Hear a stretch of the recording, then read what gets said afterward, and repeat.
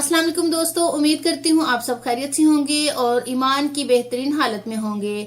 آج جو ٹاپک میں آپ کے لیے لائی ہوں وہ ہے بچوں کو فاسٹلی کام کروانا۔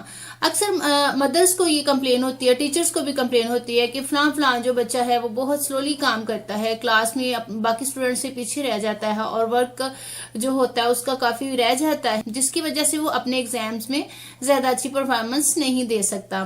ٹھیک ہے، تو شروع کرتے ہیں۔ آپ کے بچے کی نفسیات کو بڑھانے کے لیے ان کی ذہنی، جسمانی اور جذباتی نشو و نما کو فروغ دینا بہت زیادہ ضروری ہے۔ تجسس کی حوصلہ افزائی سے لے کر ان کی صحت، عادات کو فروغ دینا بہت ہی ضروری ہے، لیکن مؤثر جو تجاویز ہیں ان کے علمی اور عملی صلاحیتوں اور مجموعی ترقی کو بڑھانے کے لیے بھی یہ مددگار ثابت ہوتی ہے۔ پڑھنے کی ترغیب دینا۔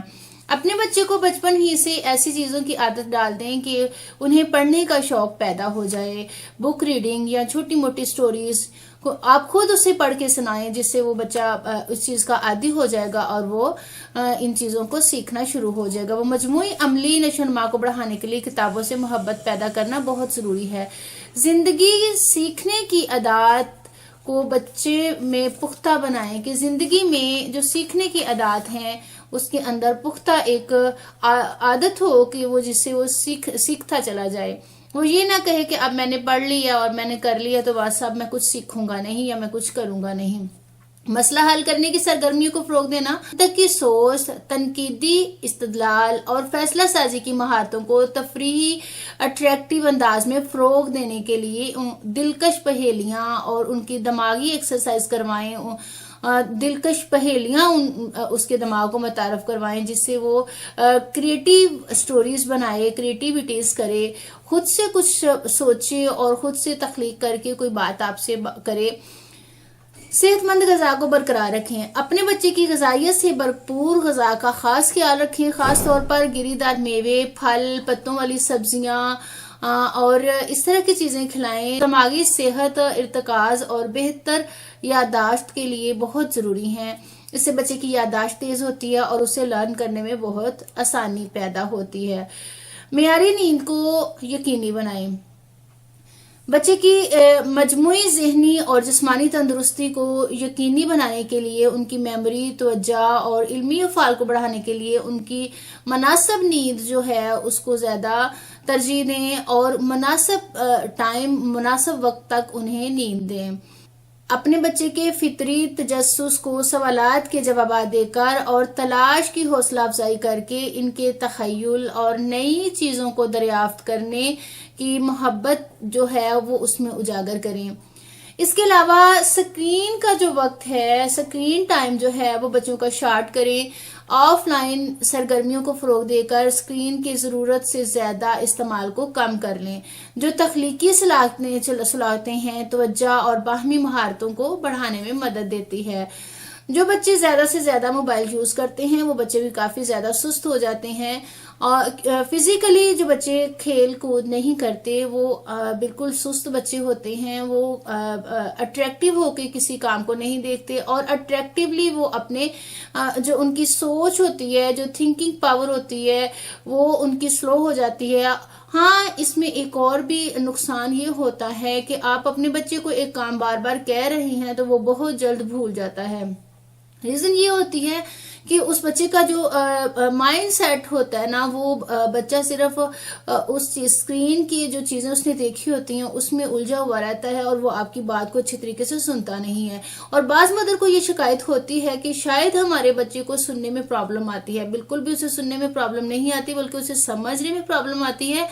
آپ اس بات کو سمجھتے ہوں گے، جب ایک ٹائم میں ہم دو چیزیں تھنک کرتے ہیں، جب دو چیزیں دیکھتے ہیں تو پھر ایک چیز کو جو اٹریکشن ہے وہ کم دے پاتے ہیں اور دوسری کو ٹینشن کچھ زیادہ ملتی ہے۔ تو ڈیفینیٹلی وہ سکرینی معاملات کو وہ زیادہ اٹینشن دے لیتے ہیں اور مدر کی آواز کو یا بلاوے کو اس طرح سے نہیں فوکس کر پاتے۔ جسمانی سرگرمیوں کو فروغ دیں۔ دماغی افعال کو بڑھانے کے لیے اور بچوں کا ذہنی تناؤ کم کرنے کے لیے اور توانائی کی سطح کو بہتر بنانے کے لیے اپنے بچے کو باقاعدہ ورزش کروائیں اور باقاعدہ اسے بھاگ دوڑ میں حصہ دلوائیں اور اس سے بھاگ دوڑ کروائیں. اس طرح کی کچھ فزیکلی ایکٹیویٹیز رکھیں کہ جس سے آپ کا بچہ زیادہ بہتر طریقے سے بھاگ دوڑ کرے اور فزیکلی کچھ زیادہ چلے پھرے، جس سے ان کی جو دماغی ہے، ان کا جو ذہنی ورک ہے، اٹینشن ہے، فوکس ہے، وہ بہت اچھے سے کام کرنا شروع ہو جائے گا. موسیقی کی اسباق یا فنکارانہ جو سرگرمیاں ہیں ان کی نمائش کے ذریعے تخلیقی صلاحیتوں، یادداشت اور جذباتی اظہار کو فروغ دیں. اچھی طرح سے ترقی کی حوصلہ افزائی کریں. جب وہ بچے کچھ بہتر کرتے ہیں تو ان کی حوصلہ افزائی کریں اور انہیں بتائیں کہ یہ آپ نے بہت اچھا کیا، آپ کی ایفرٹ اچھی تھی، آپ کی کوشش اچھی تھی. ٹھیک ہے، آپ فرسٹ پرائز نہیں بھی لے سکے لیکن پھر بھی نیکسٹ آپ فرسٹ بھی لیں گے کیونکہ آپ نے کوشش کی ہے کسی کام کرنے کی. ذہن سازی سکھائیں. اپنے بچے کو ذہن سازی سکھائیں. توجہ مرکوز کرنے، جذباتی ضابطے اور تناؤ کے انتظام کو بہتر بنانے کے لیے مراقبہ اور سانس لینے کی مشقیں کروائیں اپنے بچے سے. جب وہ کوئی کام کرے تو اس سے ریلیکس ہونے کی بھی مشقیں کروائیں اور ریلیکس ہونے کے بعد جو اس نے تھنک کرنا ہے، جو چیز کرنی ہے اسے، تاکہ وہ زیادہ اچھے طریقے سے اس پہ فوکس رکھے. جیسے ذہن سازی کی مشقیں جو ہیں وہ بچے کو متعارف کروائیں. ٹھیک ہے، بچے کو اس طرح کی کریٹیو چیزیں کروائیں کہ جو وہ خود سے کچھ کرے. ہر چیز بچے کو آپ خود مت کر کے دیں اور ہر چیز خود نہ کروائیں، بلکہ ایک چیز آپ کریں تو نیکسٹ بچے سے کویسچن کریں کہ اس طرح سے اب کیا کرنا ہے. بعض دفعہ بچے آپ سے زیادہ فاسٹلی بھی سوچتے ہیں. کسی مسئلے سے درپیش ہوں تو بچے کو پوچھیں کہ اگر آپ ایسے ہوں تو آپ کیا کریں گے، اگر ایسا مسئلہ آپ کے ساتھ درپیش ہو جائے تو آپ کیا کریں گے. اس طرح بچے تھنک کرتے ہیں. یا کوئی سٹوری سنائیں اور بچے کو پوچھیں کہ فلاں اسٹوری کے فلاں کریکٹر کی طرح اگر آپ ہوتے تو آپ کیا کرتے. آپ دیکھیے گا بچہ بہت اچھے سے آپ کو ریپلائی کرے گا اور وہ اپنے مائنڈ لیول کے مطابق. بعض دفعہ تو بچہ ایسا بھی آنسر کرتا ہے کہ جو آپ کے وہم و گمان میں بھی نہیں ہوتا. بس ضرورت ہے انہیں تھوڑا سا کریٹیو کرنے کی، انہیں فوکس کرنے کی. تو مدرس کو تھوڑی انہیں توجہ دینے کی ضرورت ہے. ادروائز ہمارے بچے ماشاءاللہ سے بہت لائق، بہت اچھے اور بہت فوکس کرنے والے